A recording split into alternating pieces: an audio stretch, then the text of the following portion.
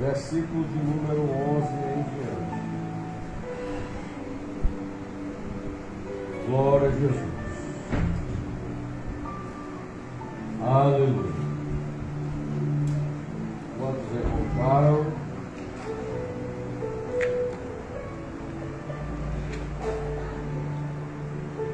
Glória a Jesus. Tito, capítulo 2, versículo de número 11 a seguir.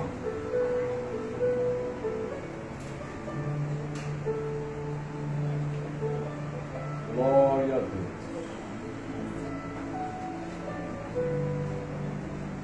Aleluia.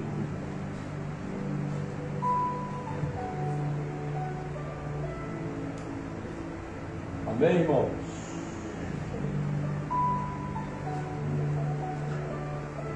Quem achou, diga. Tito, capítulo 2, versículo de número 11. Glória a Deus. Em diante. Amém. Quem não tem as sagradas escrituras pode ficar do lado de alguém que tenha e acompanhar a leitura bíblica. Glória a Jesus. Bendito para sempre seja o nome de Jesus. Amém? Diz assim, irmãos: porque a graça de Deus se há manifestado, trazendo salvação a todos os homens.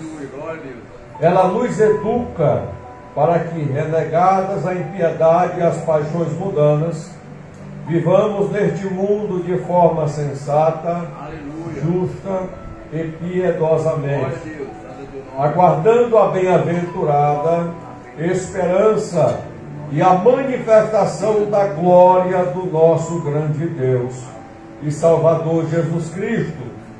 Ele deu a si mesmo por nós, a fim de nos remir de toda iniquidade e purificar para si mesmo um povo exclusivamente seu, dedicado à prática de boas obras. Aleluia. Amém? Os irmãos podeis assentar nessa noite. E eu gostaria muito da atenção dos irmãos. Aleluia. Para uma rápida palavra que iremos trazer nessa noite ao coração dos irmãos. Nós temos nessa noite o motivo de agradecermos ao Senhor nosso Deus por todos os benefícios que Ele tem otorgado às nossas vidas. Aleluia. Verdade. Nós amanhecemos na manhã deste dia, respirando, com saúde, é motivo de adorarmos a Deus. Glória a Deus. Verdade. Porque muitos livramentos o Senhor nos dá, irmãos, e às vezes nem percebemos. E o Senhor está trabalhando ao nosso favor constantemente. Então é motivo de adorarmos a Deus. Aleluia. Eu gostaria nessa noite de falar sobre a poderosa graça do Senhor nosso Deus. Então, qual é o preço da graça de Deus que Ele derramou sobre a nossa vida? Nós estamos nessa noite reunidos para cultuarmos ao Senhor nosso Deus. Nós estamos reunidos para adorarmos o seu nome. E se nós estamos aqui é porque nós fomos alcançados pela graça de Deus. Aleluia. Nós fomos inundados pela graça de Deus.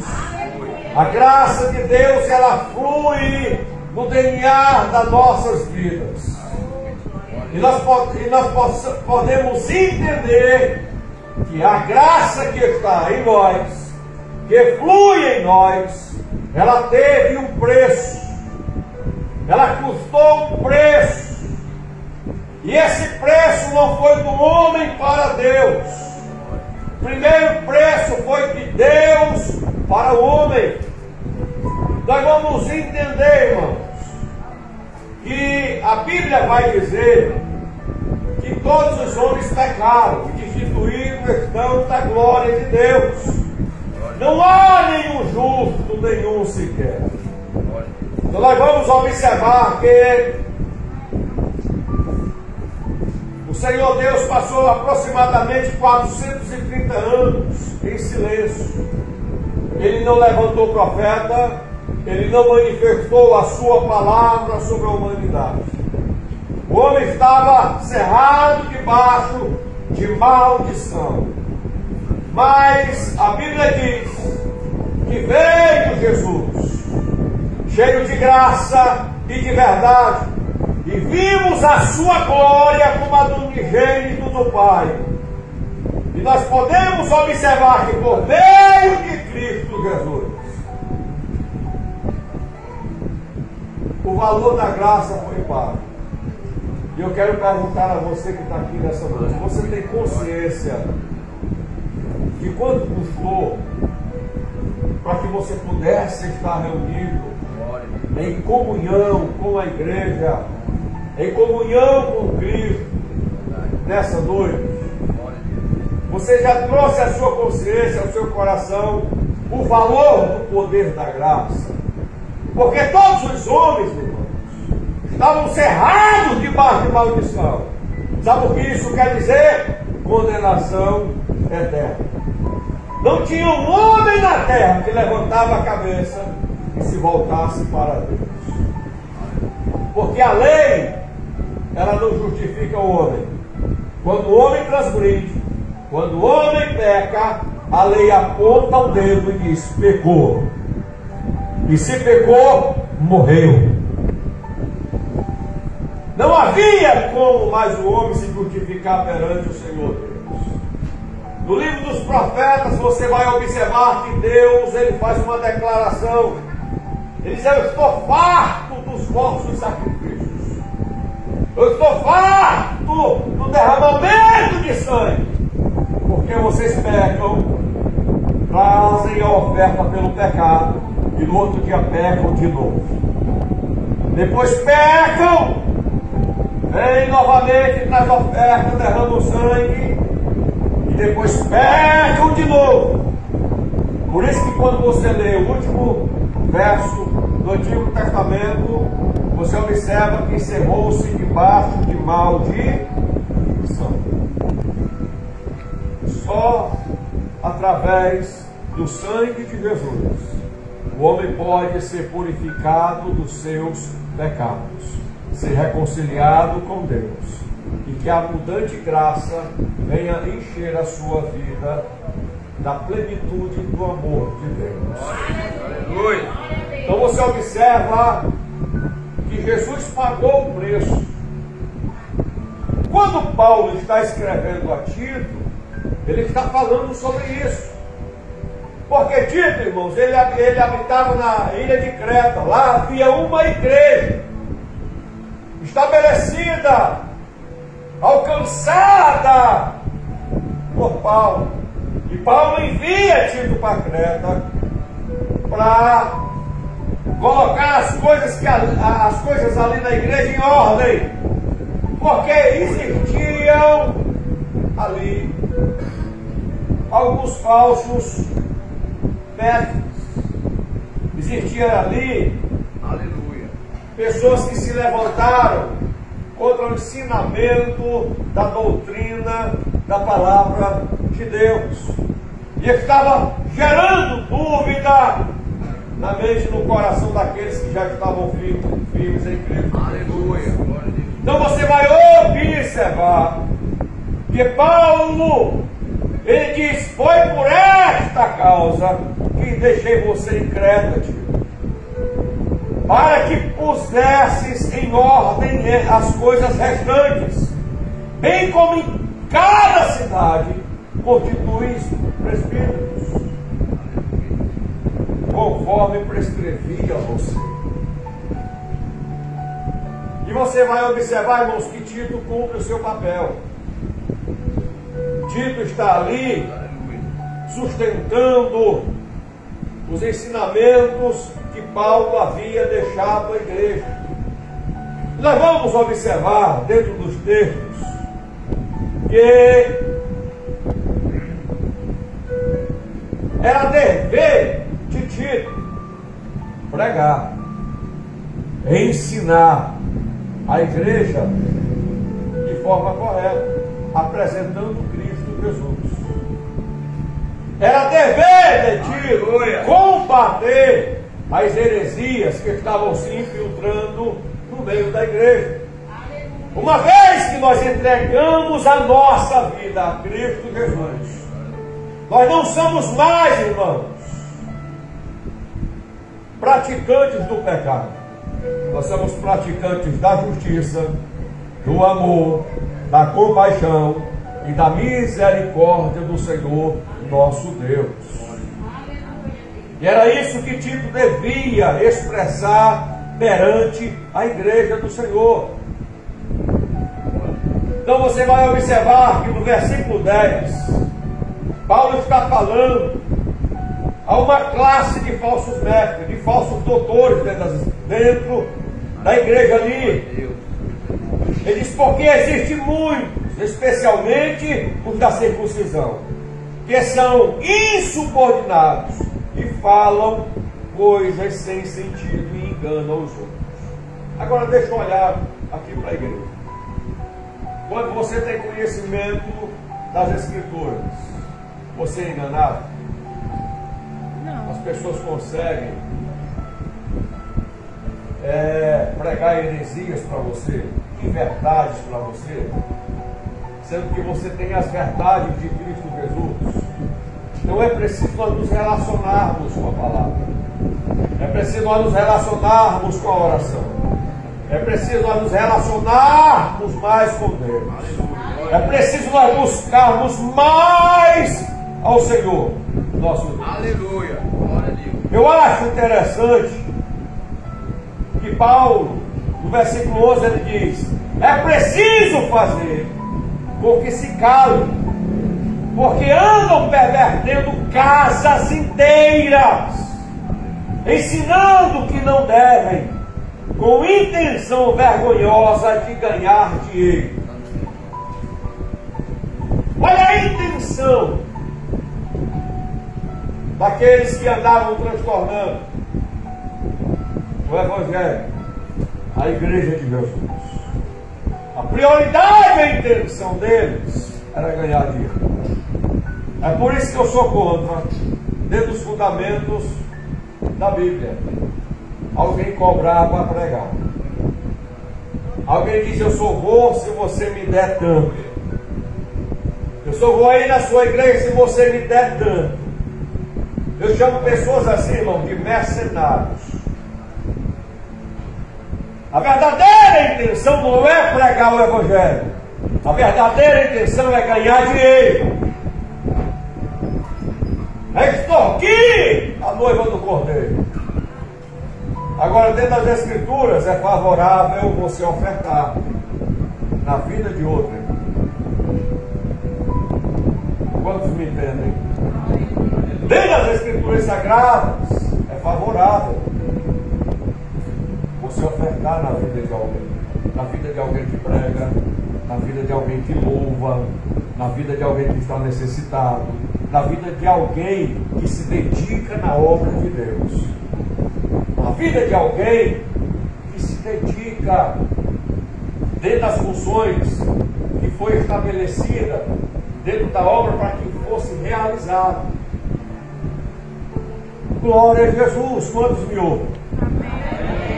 Os irmãos sabem por que os levitas e os sacerdotes, eles recebiam dízimo, eles recebiam ofertas, eles recebiam primícias para o sustento deles, para o sustento da sua família. Porque não era só um sacerdote, era vários sacerdotes, várias famílias sacerdotais. Não era só um levita, era vários levitas. E eles precisavam sustentar a si e a sua família. Então eles viviam de dízimo, de oferta e das primícias. Os dízimos, 10%. A oferta, 5%. As primícias eram das colheitas. A primeira colheita realizada era as primícias, era levada perante o altar do Senhor. de outra. Era através disto que eles se sustentavam.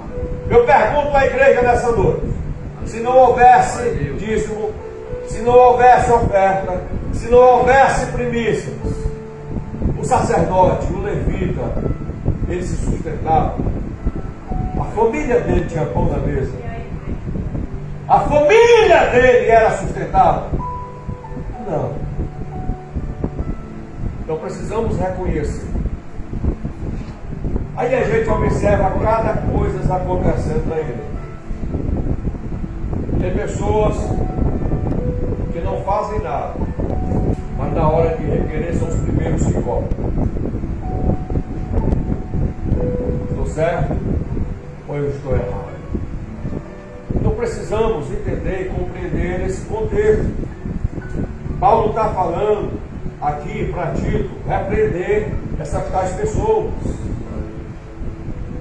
Então a gente precisa compreender esse contexto.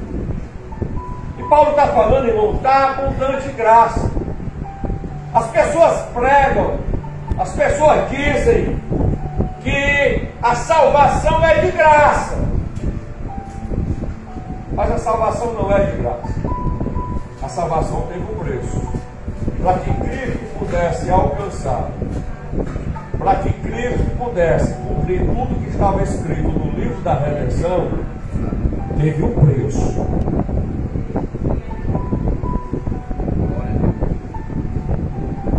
Para que Cristo cumprisse a visão que João teve na ilha de Patmos, quando ele foi arrebatado, a Bíblia diz que ele caiu de joelhos, ele chorava muito, porque ele ouviu uma voz, e a voz dizia: quem é digno de abrir o livro e desatar seus 7 selos?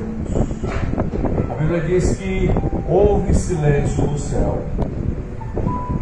A Bíblia diz que nem no céu, nem na terra, e nem debaixo da terra havia alguém digno de abrir o livro e desatar seus 7 selos. A Bíblia diz, irmãos, que João cai de joelhos e ele chora muito. O ancião de dias toca nele e diz: não chores, porque o leão da tribo de Judá se levantou para tomar o livro e desatar seus 7 selos. Aí você observa que Jesus, o verbo se torna carne, habita entre nós, e ele vai cumprir tudo que está escrito no livro da redenção. Irmão, Jesus só fez o bem. Jesus abriu os olhos aos cegos, Jesus purificou os leprosos, Jesus ressuscitou os mortos, Jesus alimentou uma multidão. Aqueles que perseguiam Jesus, Jesus não perseguia. Aqueles que traíram a Jesus, Jesus não os traiu. Jesus chamou, foi de amigo. E a Bíblia diz que Jesus foi traído, foi cuspido, foi humilhado, bateram nele com uma cana, colocaram uma coroa de espinho na sua cabeça. O seu corpo estava lavrado em sangue, porque no original se via órgãos internos. Porque na ponta do chicote tinha chumbo e tinha osso. Agora imagine a força de um soldado. Jesus estava despido, batendo nele. Quando aquele osso, aquele chumbo agarrava na carne e ele puxava, vinha pedaço de carne. A Bíblia diz: como cordeiro mudo, ele foi levado ao matador e não abriu a sua boca. Na sua boca não houve engano. Ele suportou tudo por amor das nossas vidas. Oh, Ramanto, Rablasebe, Candarabachandará. E às vezes passamos alguma afliçãozinha e acha que se engana a nossa dor. Acha-se engano o nosso desvio de caráter e de conduta. Mas ele não abriu a sua boca. Muitos daqueles que Jesus fez o bem estavam lá apontando o dedo para ele.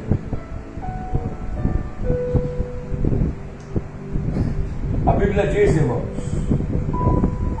que levaram ele perante César. E diz: a quem quereis que vos solte? A Barrabás ou a Jesus chamado Cristo? Barrabás era a escória da sociedade. Barrabás era um camarada que ninguém queria perto de si. Estava lá no homem em pé, que nunca fez mal a ninguém. A sua história de vida era auxiliar a todos, curar a todos. E a multidão gritou: solte a Barrabás e crucifiquem a Jesus. Soltem a Barrabás e crucifiquem a Jesus. E a multidão foi gritando: soltem a Barrabás e crucifiquem a Jesus. E Jesus está, irmãos, com manto, com a coroa de espinho, diante da multidão. E a multidão gritando: crucifiquem a Jesus e soltem a Barrabás. Preferiram libertar a escória da sociedade. Preferiram o pecador do que libertar o justo. Pegam Jesus e botam uma coroa, uma cruz de 140 quilos nos seus ombros. Já estava fraco, o seu corpo dilacerado. E ele vai caminhar para fora dos portões de Jerusalém, subir no Monte Gólgota com aquela cruz. Aquela cruz era pesada. Aquela cruz simboliza o pecado da humanidade em cima dos ombros de Cristo. Ele carregou! Jesus estava carregando uma cruz que simboliza os pecados da humanidade. Ele estava carregando, é como se a humanidade estivesse contra ele. Mas ele estava dizendo: eu amo, eu tenho misericórdia, eu tenho compaixão. Quando chega no Monte Gólgota, apregam Jesus na cruz e levanta ele. Agora imagine você apregado numa cruz, quando levanta Jesus, que o pé da cruz chega no buraco e soqueia. Agora imagina,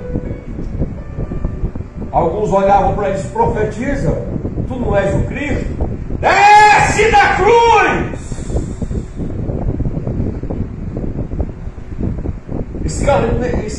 Escarneciam dele. Aí você observa, irmãos, que Jesus, ele declara uma palavra: Pai, perdoa eles, porque eles não sabem o que estão fazendo. Esse foi o preço.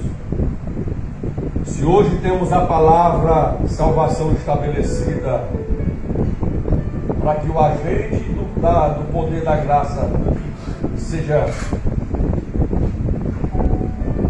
pleno sobre a vida do homem, teve um preço. Aí alguém fala assim: a salvação é de graça. Eu digo aqui, não é. Porque para nós também tem um preço. Qual é o preço? Jesus disse: aquele que quer vir após mim, negue-se a si mesmo. Quer vir após mim? Quer me seguir? Primeiro, esvazie-se de si mesmo. Negue a si mesmo. Pega o seu eu e crucifica. Depois, pegue a sua cruz e carregue. Carregue a sua cruz e siga-me. Para me dizer que eu sou seguidor de Jesus, eu preciso primeiro dizer: esvaziar de mim mesmo. para que o eu sou governe e dirija a minha vida. Eu preciso carregar a cruz. Olha aí os dois pilares e os dois preços cobrados por Cristo. Esvaziar-se de si mesmo e carregar a cruz. Eu pergunto à noiva do Cordeiro: nós temos de fato esvaziado-se de nós mesmos? Nós temos pegado o nosso eu e crucificado ele? Porque às vezes a gente olha alguém, olha atravessado, fala alguma coisa, a gente: eu não vou congregar mais não. Eu não vou para o culto hoje, porque eu não vou com a cara do fulano nem do ciclano. Hoje eu vou para um outro lugar. Nós temos esvaziados de si mesmo. Nós temos carregado a cruz de Cristo. Porque Jesus também disse, irmãos, em Mateus 11:28: vinde a mim, vós todos que estáis cansados e sobrecarregados, e eu vos aliviarei. Tomai sobre vós o meu jugo, porque o meu jugo é suave e o meu fardo é leve. Jesus removeu o jugo do pecado, o fardo do pecado. Quando ele removeu da nossa vida o jugo e o fardo do pecado, Jesus colocou o jugo dele sobre nós e colocou o fardo dele sobre nós. É jugo? É. É fardo? É. Mas é o de Cristo que está sobre nós. E que jugo é esse? E que fardo é esse? Amar, ter compaixão, ter misericórdia, ser longânimo, ser temperante, ter domínio próprio. Esse é o jugo e o fardo de Jesus que precisamos carregar. Então a graça tem um preço também para nós. Eu não estou falando de dinheiro, porque Paulo, quando escreve aos Efésios capítulo 2 versículo 8, ele diz: pela graça sois salvos mediante a fé. Isso não vem de vós, é dom de Deus. Não vem das obras, para que ninguém se glorie.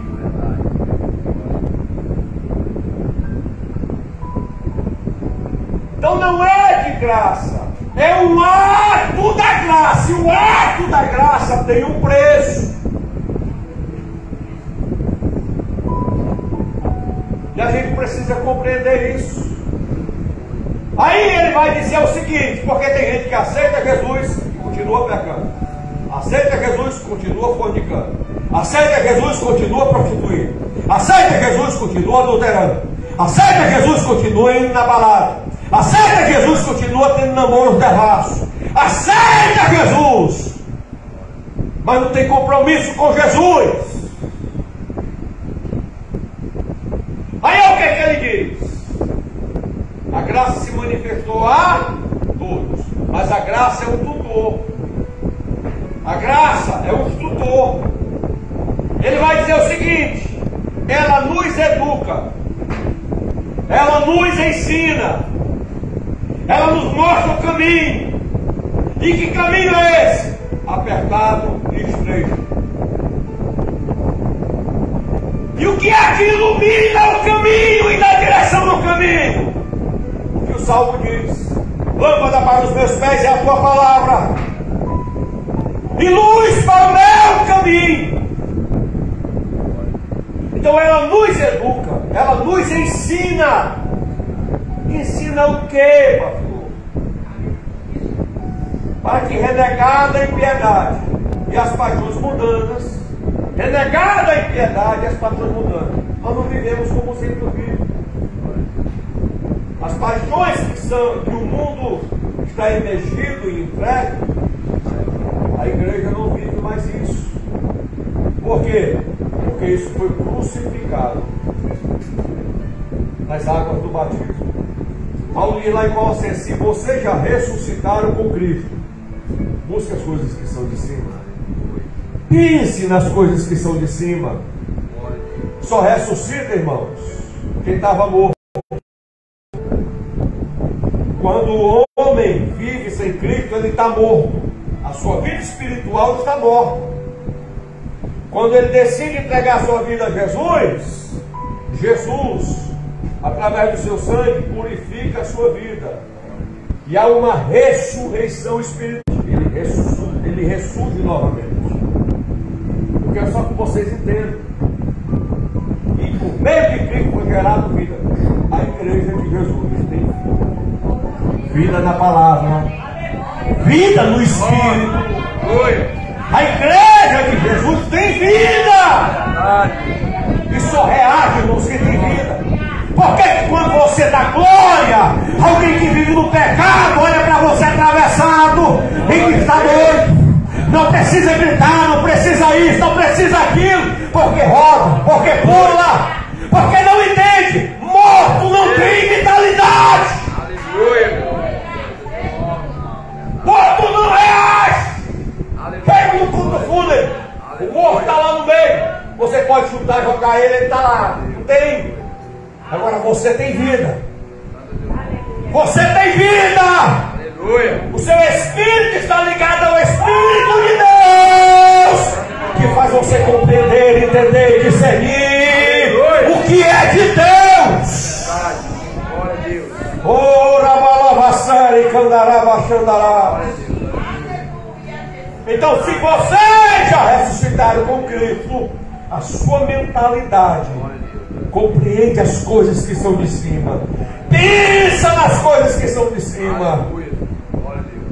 Então olhe para cá, irmãos. A graça educa. Nos educa acerca das impiedades e paixões mundanas, para que não tenhamos mais como praticidade da nossa vida. A Bíblia diz que aqueles que estão em Cristo não amam o mundo. O mundo com as suas paixões, com as suas concupiscências. Aqueles que estão em Cristo entendem, enxergam quando é Satanás que está trazendo a oferta para te derrubar, para te afastar de Deus, para te afastar da presença de Deus. Ele entende quando a natureza quer governar e anular o espírito na sua vida. Então olhe para cá. Renegada a impiedade e as paixões mundanas. Para quê? Porque só temos condições de vivermos nesse mundo de forma sensata, justa e piedosamente, se nós estivermos emergidos na graça. Se estivermos emergidos em Cristo. Se compreendermos realmente o valor da graça de Deus na nossa vida. Olha o que ele diz: vivamos neste mundo, porque nesse mundo não fazemos mais parte do seu sistema. Somos peregrinos nessa terra, aguardando um novo céu, uma nova terra, aguardando o som da trombeta de Deus. Que só os que têm vida em Cristo ouvirão o toque da trombeta. Glória a Jesus. Então olhe para cá, irmãos. Só temos condições de viver uma vida sensata, justa e piedosa se nós vivermos realmente em Cristo Jesus, rejeitando tudo que o mundo oferece, com as suas paixões e concupiscências. Para quê? Porque nós só temos um alvo. Nosso alvo é o céu. O nosso alvo, através da aliança que foi nos entregue, é o céu. Aí diz assim: para guardarmos a bendita esperança e a manifestação da glória do nosso grande Deus, Salvador, Jesus Cristo. Então precisamos compreender essa noite. Você está na graça? Você vive a graça? Porque mesmo militando em Cristo, às vezes nós utilizamos os nossos filhos. Às vezes o nosso coração se deixa pender para as coisas do mundo. Nosso coração é seduzido. Irmãos? Às vezes é seduzido. E precisamos entender que a graça de Deus está aqui. Ele já foi encerrando com um texto. A Bíblia diz que Paulo tinha um espinho na carne. E ele diz: esse espinho na carne era um mensageiro de Satanás que me esbofeteava na face. Agora olhe para cá, o homem de Deus, cheio da unção de Deus, da presença de Deus, ele declara, ele escreve, e diz: era um mensageiro de Satanás, ele chegava a me esbofetear na cara. E eu orei 3 vezes ao Senhor, por 3 vezes dobrei os meus joelhos e disse: Senhor, remove esse espinho da minha carne. Esse espinho está na minha carne, remove ele. O que era o espinho na carne? Eram os inimigos de Paulo, eram os fariseus e saduceus, o sistema religioso que combatia contra a pregação dele acerca de Cristo. O que era o espinho na carne de Paulo? Era quando ele era truculento e perseguia a igreja. Ele matou inocentes, porque ele declara nas cartas, diz assim: eu sou o maior dos pecadores. Isso era gerado na sua consciência, um senso de culpa. O que era o espinho na carne? Eu te pergunto, qual é o seu espinho?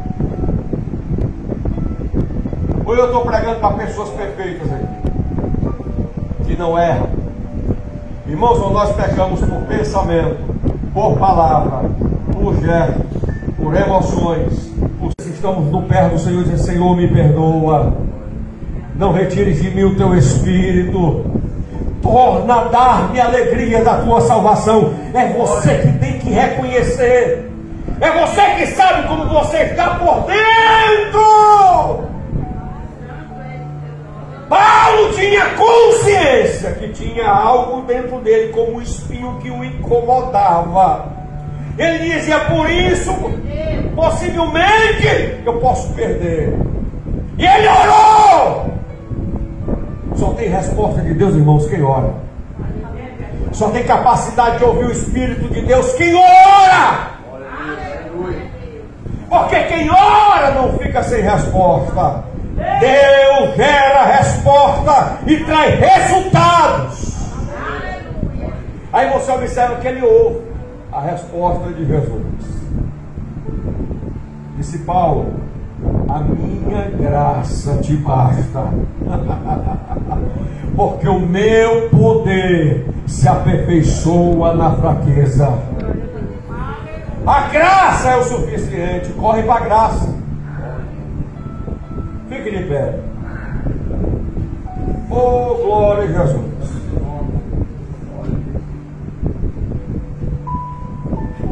Oh, aleluia. E nós precisamos entender uma coisa, irmãos. Nós precisamos tomar posse da graça de Deus. Se tem alguma coisa acusando a tua consciência, coloca diante da graça.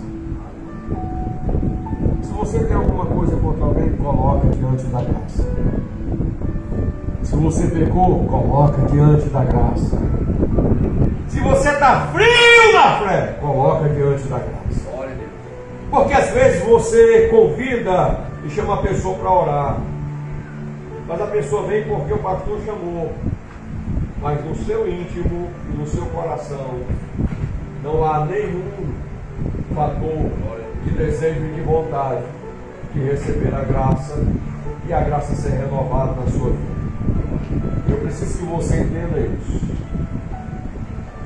Dúvidas só são tiradas quando a informação chega para tirar elas e dar direção na sua jornada. Bem? Então eu quero orar com os irmãos nessa noite. Eu quero que você fique aí mesmo. Tenha a mão um com os outros. Glória a Jesus. Nós vamos orar agora. Aleluia. Eu quero que você dê a mão uns com os outros. Glória a Jesus. Jesus está aqui, irmão. O Espírito de Deus está aqui. Feche os seus olhos.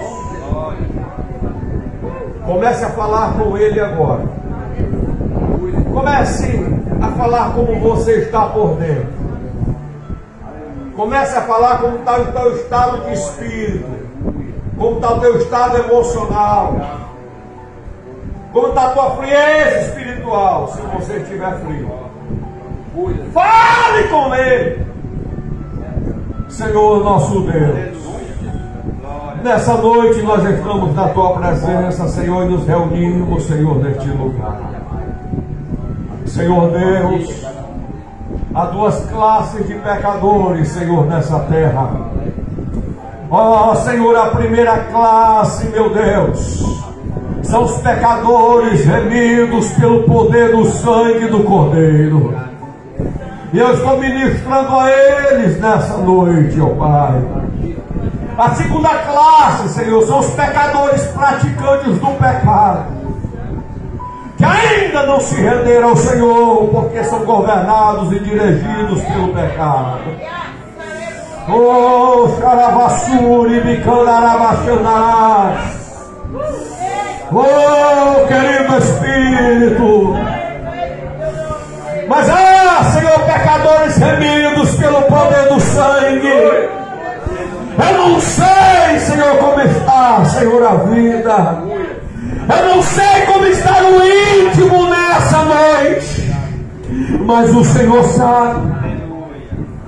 O Senhor sabe as guerras, os conflitos, Senhor Deus, entre a natureza do Espírito e da carne. O Senhor sabe o campo de batalha espiritual que o teu servo e a tua serva está passando, Senhor. O Senhor tem contemplado, Pai, eu sei, Pai, os inimigos espirituais se levantando. Oh, Rabancho e Calavassar e Bicandarás. Trabalhando, Senhor, para enfraquecer, gerar frieza espiritual. Mas nessa noite, Senhor, nós estamos aqui na Tua presença, Pai, com a Tua palavra, que nos dá direção, que é luz, que é lâmpada para os nossos pés. O Espírito Santo tem misericórdia das nossas vidas. Toca, Senhor, no teu filho e fortalece nessa noite a tua filha. Oh, Espírito de Deus, vem nessa noite sobre o teu filho que está orando. Vem sobre a tua filha que está orando. Está expressando as verdades da sua alma sobre o Senhor. E as verdades, Senhor, é o fator que gera cura. Alassuri, Campo, Miclá, Surabacé, Ramanto, Rablacé, Candarabachandarás, Alamanto, Emiclomacé. Olha agora, Senhor Deus, para esse coração quebrantado e contrito perante a tua presença, porque um coração quebrantado e contrito, diz a tua palavra, o Senhor não despreza.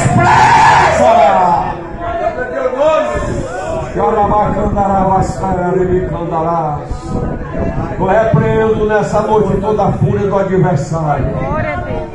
Eu repreendo, Senhor, toda a cegueira do entendimento.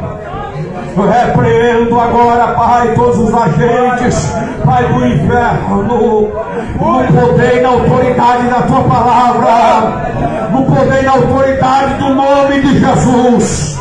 Envia, Pai, os Teus anjos. Alassuri, Canto, Icalebe, Alabassar, Remanto, Rablan, Parabassar, Candarás. Envia os Teus anjos para guerrear esta guerra espiritual.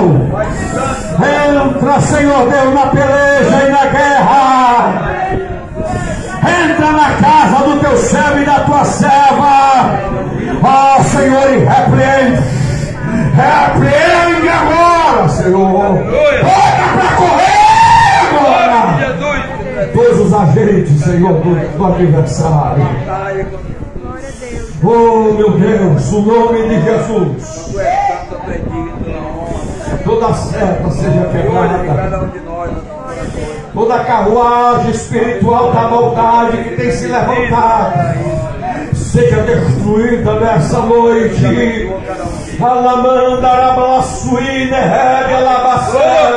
No poder do nome de Jesus. Toda a força do mal seja repreendida nessa noite. Senhor Deus, eu ministro cura, Senhor, na mente. Eu ministro cura na alma. Eu ministro cura sobre o coração nessa noite.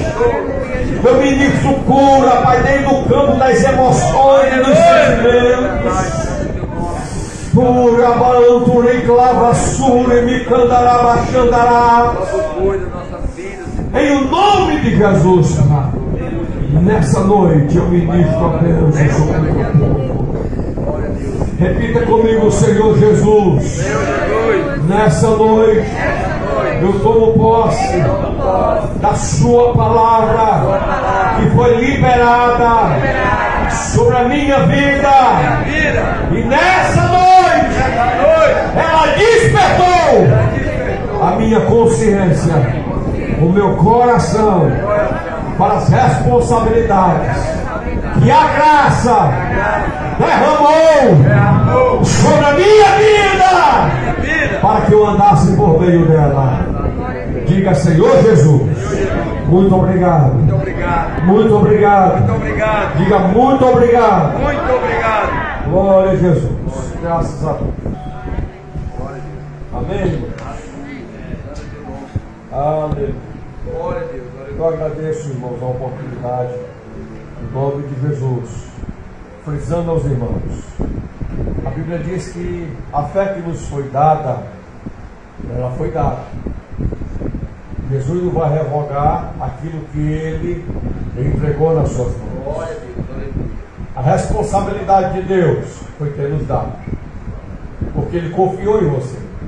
A responsabilidade nossa, batalhar, uma vez pela fé que nos foi dada. E vocês sabem que batalha não é algo fácil. Todo campo de batalha, sendo ele no nível baixo ou no nível alto, ele requer nossa diligência. Ele requer nossa responsabilidade de nos mantermos firmes no campo de batalha. Amém? Amém. Fiquem na graça, na paz de Cristo Jesus. Glória a Deus.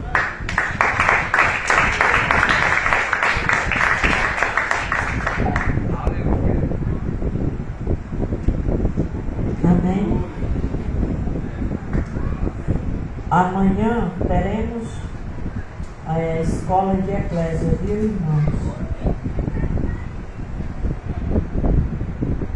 No Planalto.